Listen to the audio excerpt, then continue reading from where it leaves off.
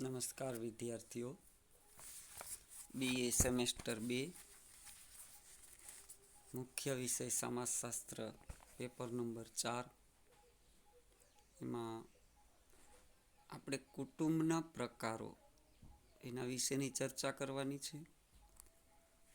તો કુટુંબના મુખ્યત્વે બે પ્રકારો છે. એક સંયુક્ત કુટુંબ અને બીજું વિભક્ત કુટુંબ.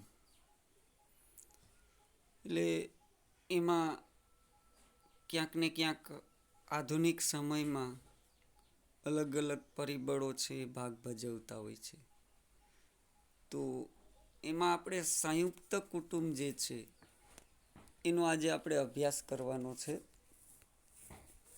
તો એમાં સંયુક્ત કુટુંબની જે વ્યાખ્યા છે એ જોઈએ તો એમાં અલગ અલગ વિદ્વાનોએ અલગ અલગ વ્યાખ્યા આપી છે. આથી સંયુક્ત કુટુંબની સંપૂર્ણ સર્વસ્વીકૃત વ્યાખ્યા આપવી મુશ્કેલ છે. પણ અહીં આપણે રૂઢિગત સંયુક્ત કુટુંબને લક્ષમાં રાખી કેટલાક વિદ્વાનો દ્વારા જે વ્યાખ્યા આપેલી છે એને સ્પષ્ટ કરવાનો પ્રયત્ન કરીશું. ડૉક્ટર MS ગોરે સંયુક્ત કુટુંબની વ્યાખ્યા આપતા નોંધે કે રૂઢિગત ભારતીય કુટુંબને એક પ્રકારનું વિસ્તૃત કુટુંબ ગણી શકાય, જેમાં 2 થી 3 પેઢી સુધીના પિતૃપક્ષી પુરુષ સંબંધીઓ તેમના આશ્રિતો સાથે રહે છે. આ પુરુષોમાં મુખ્યત્વે કુટુંબના પુખ્ત વયના પુરુષોની પત્નીઓ, તેમના બાળકો, ભત્રીજા ભત્રીજીઓ વગેરેનો સમાવેશ થાય છે. આ રીતે આ પ્રકારના કુટુંબને સંયુક્ત કુટુંબ કહેવાય કે જેમાં મુખ્યત્વે પિતૃપક્ષના વ્યક્તિઓ રહેતા હોય અને આશ્રિતો રહેતા હોય. ત્યારબાદ બીજી વ્યાખ્યા આપણે જોઈએ તો DJ મેન્ડલબોમ એ વ્યાખ્યા આપતા નોંધે કે સંયુક્ત કુટુંબ એ એવું કુટુંબ છે જેમાં અનેક પરિણીત યુગલો પોતાના સંતાનો સહિત એક જ ઘરમાં રહે છે. બધા જ પુરુષો રક્ત સંબંધથી જોડાયેલા છે, જેમ કે પિતા અને તેના પુત્રો, પૌત્રો અથવા ભાઈઓ અને તેમના પુત્રો, પૌત્રો, ઘરની અંદરના સ્ત્રી વર્ગના પુરુષોની પત્નીઓ, કુંવારી પુત્રીઓ અથવા નજીકના સગાની વિધવાનો સમાવેશ થાય છે. લગ્ન બાદ કન્યા પોતાના પિતાનું ઘર છોડી પોતાના પતિના સંયુક્ત કુટુંબનો એક ભાગ થઈ જાય છે. તો આવી રીતના અલગ અલગ વિદ્વાનો દ્વારા સંયુક્ત કુટુંબની વ્યાખ્યા છે આપવામાં આવેલી છે. હવે આપણે હિન્દુ સંયુક્ત કુટુંબ જે છે એના લક્ષણો સમજવા માટે થઈ અને પરંપરાગત જે કે રૂઢિગત જે સંયુક્ત કુટુંબ છે એના લક્ષણો છે આપણે સમજવા પડે. તો એમાં સંયુક્ત કુટુંબના લક્ષણો એટલે કે પરંપરાગત કે રૂઢિગત સંયુક્ત કુટુંબના લક્ષણો એ આપણે જોઈએ તો એમાં પ્રથમ છે સંયુક્ત નિવાસ. રૂઢિગત વિસ્તૃત સંયુક્ત કુટુંબમાં 3 થી 4 પેઢીના રક્ત સંબંધીઓનો સમાવેશ થાય છે. આમાં વિભિન્ન પરિણીત યુગલો તેમના સંતાનો સાથે સામાન્ય રીતે એક જ મકાનમાં સંયુક્ત નિવાસ કરે છે. કેટલીક વખત દરેક પરિણીત યુગલને તેમના અંગત ઉપયોગ માટે 1 કે 2 ઓરડા મળે છે, પરંતુ બધા જ સભ્યો એક જ રસોડે જમે છે. મેન્ડલબોમ નોંધે છે કે હજુ પણ એવા ઘરો છે જેમાં 4 પેઢીઓ એક સાથે રહે છે. અને જ્યારે સભ્યોની સંખ્યાની દ્રષ્ટિએ સંયુક્ત કુટુંબ અત્યંત વિસ્તૃત બની જાય અને બધા સભ્યોને એક જ મકાનમાં સંયુક્ત નિવાસ કરવો જ્યારે મુશ્કેલ બનતો હોય ત્યારે એમાંથી અમુક યુગલો તેમના સંતાનો સાથે અલગ નિવાસ કરે છે અને એક નવું સંયુક્ત કુટુંબ છે રચે છે. અને આવો અલગ નિવાસ છે એ સામાન્ય રીતે તેઓ મૂળ સંયુક્ત કુટુંબ જે છે એનું ઘર છે એની આસપાસ થતો હોય છે, પરંતુ તેઓ સંયુક્ત કુટુંબ સાથેનો સંબંધ છે એ સતત ચાલુ રાખે છે. પોતાના મૂળ સંયુક્ત કુટુંબને મોટું ઘર તરીકે એ સમાજમાં ઓળખાવતા હોય છે. તો આવી રીતના સંયુક્ત નિવાસ હોય છે. ત્યારબાદ બીજું લક્ષણ આપણે જોઈએ તો સંયુક્ત રસોડું. સંયુક્ત કુટુંબના બધા સભ્યો માટે એક રસોડું, કોમન કિચન જેને કહેવાય, હોય છે, જ્યાં બધા સભ્યો માટે રસોઈ બને છે અને આ સામાન્ય રસોડે બનતી રસોઈમાંથી સર્વ સભ્યો ભોજન લે છે. સૌથી મોટી સ્ત્રી છે એ અન્ય સ્ત્રીઓની રસોઈના કામ પર દેખરેખ રાખે છે. પુરુષ સામાન્ય રીતે પહેલાં જમે છે અને પુરુષોના જમ્યા બાદ સ્ત્રીઓ જમે છે. તો આવી રીતના એક સંયુક્ત રસોડું એ પણ એનું મહત્વનું લક્ષણ છે. ત્યારબાદ ત્રીજું લક્ષણ જોઈએ તો સંયુક્ત મિલકત, કે રૂઢિગત જે સંયુક્ત કુટુંબ છે એ ઉત્પાદન અને ઉપભોગનું એકમ હતું.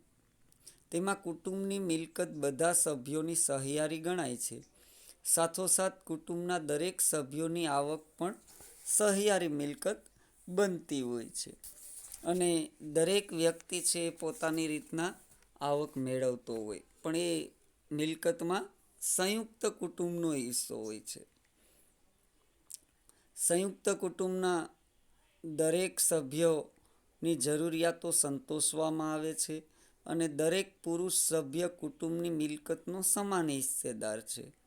આ સંદર્ભમાં બે પદ્ધતિ જોવા મળે છે. મિતાક્ષરા શાખા અનુસાર પિતાની મિલકત પર પિતાની હયાતીમાં જ પુત્રોને જન્મથી જ સમાન અધિકાર પ્રાપ્ત થાય છે, જ્યારે દાયભાગ શાખા અનુસાર પિતાની મિલકત પર પુત્રોના પિતાના અવસાન બાદ સમાન અધિકાર પ્રાપ્ત થાય છે. કુટુંબનો સૌથી મોટો પુરુષ કુટુંબનો આર્થિક વ્યવહાર ચલાવતો હોય છે. તે પોતાના અંગત હિતો માટે કુટુંબની મિલકત કે જે આવક છે એનો ઉપયોગ કરી શકતો નથી, પરંતુ સમગ્ર કુટુંબના હિત માટે તેનો ઉપયોગ કરવો તે તેની જવાબદારી ગણાતી હોય. મિલકતની સંયુક્ત જે માલિકી તથા આવકના સંયુક્ત ઉપભોગની સાથે દરેક સભ્યની સામાજિક આર્થિક સલામતી મળતી હોય છે. કુટુંબના આશ્રિતોનું ભરણ પોષણ કરવાની વ્યવસ્થા પણ રૂઢિગત રીતે સ્વીકાર્ય બનતી હતી અને આ રીતે બધા આશ્રિતો છે એને રક્ષણ મળતું. ત્યારબાદ ચોથું લક્ષણ જોઈએ તો સંયુક્ત પૂજા આરાધના. દરેક કુટુંબને તેમના સભ્યો માટેના સમાન ઈષ્ટ દેવતા હોય. ઘણા પ્રસંગો પર એ ધાર્મિક વિધિ વિધાનનું કે જે પૂજા આરાધનાનું કેન્દ્ર છે બની રહે છે. તો અલગ નિવાસ કરતા સભ્યો પણ અમુક પ્રસંગોએ આ ઈષ્ટ દેવતાની પૂજા આરાધના માટે પોતાના પૂર્વજને ઘરે આવતા હોય છે. હિન્દુ સંયુક્ત કુટુંબમાં પૂજા આરાધના અને વિધિઓ અત્યંત મહત્વની રહી છે. આવી ધાર્મિક વિધિઓ જે છે એ કુટુંબના સભ્યો સાથે અગ્નિ સમક્ષ કરવામાં આવતી. વિવિધ સંસ્કારો સાથે મળીને કરવામાં આવતા. યજ્ઞોપવિત, લગ્ન, મૃત સંસ્કાર સમયની વિધિઓમાં સંયુક્ત કુટુંબના સભ્યોની હાજરી અનિવાર્ય ગણાતી. શ્રાદ્ધ જેવી વિધિ સંયુક્ત કુટુંબના સભ્યો સાથે મળીને કરતા. શ્રાદ્ધ ક્રિયા દરેક પુત્રની મૃત પિતા પ્રત્યેની એક ધાર્મિક ફરજ ગણાય છે. આ ઘટનાથી એવી પ્રતીતિ થાય કે હિન્દુ સંયુક્ત કુટુંબમાં હયાતી ધરાવતી વ્યક્તિનો જ નહીં, પરંતુ મૃત પિતામહ વગેરે પૂર્વજોનો પણ સમાવેશ થાય છે. તો એક સંયુક્ત પૂજા આરાધના પણ મહત્વનું લક્ષણ છે. ત્યારબાદ પાંચમું લક્ષણ જોઈએ તો પિતા કે કુટુંબના વડા હસ્તક સત્તા. તો જે અગ્રવાલ નામના સમાજશાસ્ત્રી છે એ સત્તાને સંયુક્ત કુટુંબના એક લક્ષણ તરીકે ગણાવે છે. સંયુક્ત કુટુંબમાં પિતા કે સૌથી મોટો પુરુષ સર્વ સત્તા ધરાવતો હોય છે. મિલકત, આર્થિક કાર્ય વિભાજન, ધાર્મિક કાર્યો, લગ્ન વગેરે કુટુંબની બાબતો પર પિતાનું પ્રભુત્વ હોય છે. સત્તાના વિભાજનની બાબતમાં ઉંમર અને લિંગ એ બે મહત્વના નિર્ણાયક પરિબળો ગણી શકાય. તેમાં સ્ત્રી કરતાં પુરુષો વધુ સત્તા ધરાવે છે અને તેમાં પણ નાની વયના પુરુષો કરતાં મોટી વયના પુરુષો છે એ વધારે સત્તા ધરાવે છે. માતા કરતાં તેનો પુખ્ત વયનો પુત્ર છે વધુ સત્તા ધરાવે છે. કુટુંબની સંયુક્ત મિલકત પર પુરુષનું આધિપત્ય હોવાથી સ્ત્રી પુરુષ વચ્ચે સત્તાની વહેંચણીમાં આવી અસમાનતાઓ જોવા મળે છે. સંયુક્ત કુટુંબમાં સૌથી મોટા પુત્રની સત્તા પણ નોંધપાત્ર હોય છે. આવી સત્તા માટે તેને પ્રોત્સાહન પણ આપવામાં આવતું હોય. આ સંદર્ભમાં ગોરે નામના સમાજશાસ્ત્રી લખે છે કે કુટુંબના વડા તરીકેની સત્તા અને જવાબદારીઓનો વારસો પિતાના શિરેથી ક્રમે ક્રમે મોટા પુત્રને શિરે નાખવાની આ પ્રક્રિયા ભાવિ વારસ તરીકેની તાલીમ આપવા માટે તેમજ કુટુંબના બીજા સભ્યો દ્વારા તેના બદલાતા સ્થાનને કરવામાં એક આવશ્યક બની રહે છે. તો આવી રીતના સત્તાની બાબતમાં પણ પિતા કે કુટુંબના વડાની સત્તા હોય છે, તો એ પણ મહત્વનું લક્ષણ છે. ત્યારબાદ છઠ્ઠું લક્ષણ, અંતિમ લક્ષણ છે સગપણ સંબંધોની ઢબ. સંયુક્ત કુટુંબ એ ચોક્કસ પ્રકારના રક્ત સંબંધી જૂથોનું બનેલું છે. વિભિન્ન રક્ત સંબંધીઓ વચ્ચેના પારસ્પરિક સંબંધો ભિન્ન પરિપાટી ઉપર રચાયેલા હોય. તેમની વચ્ચેના પારસ્પરિક સંબંધો, હકો અને ફરજો સામાજિક ધોરણો દ્વારા પરિભાષિત થયેલા હોય અને તે દ્વારા પરસ્પરની વર્તન પ્રણાલી, આપલેના સંબંધો, લગ્ન, મિલકત, હકો, વારસા અંગેના હકો, પારસ્પરિક અપેક્ષાઓ નક્કી થાય છે. આ સંદર્ભમાં જોઈએ તો પુત્ર, પૌત્રો વગેરે પિતા પિતામહની સત્તાનો સ્વીકાર કરવાનો રહે છે. વડીલો પ્રત્યે આજ્ઞાકીતપણું દાખવવાનું રહે.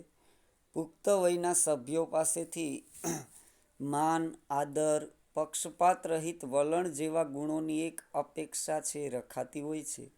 તેમજ કુટુંબના ધોરણો અને મૂલ્યો મુજબ વર્તનની અપેક્ષા છે એ સેવવામાં આવે છે. પિતાની કમાણી કુટુંબના ભંડોળમાં આપવી તે દરેક સભ્યોનું કર્તવ્ય બની રહે છે. કુટુંબની પ્રણાલિકા અનુસાર અંતરલગ્ન અને બહિર્લગ્નના નિયમોનું દરેક સભ્યએ પાલન કરવાનું હોય છે. પત્નીએ પતિની સત્તાને તાબે થવું પડે છે અને નવવધુએ સાસુ, સસરા, જેઠ, જેઠાણી, નણંદ વગેરેની સત્તાનો છે સ્વીકાર કરવો પડે છે. કુટુંબના દરેક સભ્યોનું ભરણ પોષણ કરવાની તથા બાળકો લગ્ન વયે પહોંચતા તેમના લગ્ન ગોઠવવાની જવાબદારી છે એ કુટુંબના વડાની હોય છે. સંયુક્ત કુટુંબ વ્યવસ્થા પ્રાથમિક રીતે તેના સભ્યોને સામાજિક, આર્થિક સલામતી અને રક્ષણ પૂરું પાડતી, પારસ્પરિક સેવા અને મદદ પૂરી પાડતી નવી પેઢીમાં ગુણોની કેળવણી અને તાલીમ આપતી સંસ્થા છે. પરંતુ સમકાલીન ભારતીય સમાજમાં હવે તે વ્યક્તિત્વના વિકાસમાં, આયોજિત વિકાસમાં અને આધુનિકીકરણમાં ક્યાંક ને ક્યાંક અવરોધક બની રહી છે. સંયુક્ત કુટુંબમાં વિભિન્ન કારણોસર કલેશમય વાતાવરણ પેદા થતું હોય છે. તેમજ વિભિન્ન કૌટુંબિક સમસ્યાઓ જે છે એ પણ ઉત્પન્ન થતી હોય. એમાં આપણને બે પેઢી વચ્ચેનું અંતર સંઘર્ષ પણ જોવા મળે, વૃદ્ધોના પ્રશ્નો જોવા મળતા હોય, ઘરેલું હિંસા, સ્ત્રી ભ્રૂણ હત્યા, દહેજ મૃત્યુ, બાળ લગ્ન, પુત્ર પુત્રીના ભેદભાવ, આવી સમસ્યાઓ છે એ પણ સંયુક્ત કુટુંબમાં જોવા મળતી હોય અને અગત્યનો ભાગ ભજવે છે. સ્ત્રીનો નીચો દરજ્જો છે, સ્ત્રીના જીવનની સમસ્યા, તો આ બધી બાબતો છે એ સંયુક્ત કુટુંબમાં પણ ક્યાંક ને ક્યાંક જોવા મળે. પણ આ જે લક્ષણો છે એ પણ એક પરંપરાગત સંયુક્ત કુટુંબના લક્ષણો આપણને જોવા મળે છે. તો હવે ત્યારબાદ આપણે વિભક્ત કુટુંબ જે છે એની વ્યાખ્યા અને એના લક્ષણો એ જોવાના છે, કે જે હવે પછીના ટોપિકમાં આપણે એની ચર્ચાઓ કરીશું.